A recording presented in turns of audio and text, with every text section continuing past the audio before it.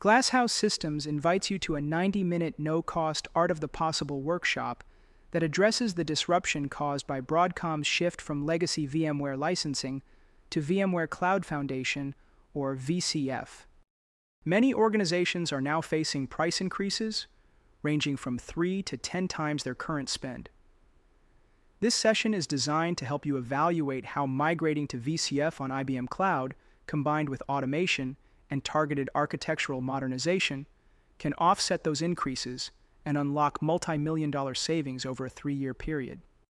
The workshop is tailored to your VMware environment and engages your IT, VMware, and executive stakeholders to assess current workload placement, streamline operations, and identify secure and scalable alternatives to legacy infrastructure. You will leave with a clear architectural vision, a high-level cost-benefit analysis, and concrete next steps. For CIOs facing rising costs and urgent modernization demands, this is a focused opportunity to turn vendor disruption into long-term financial and operational advantage.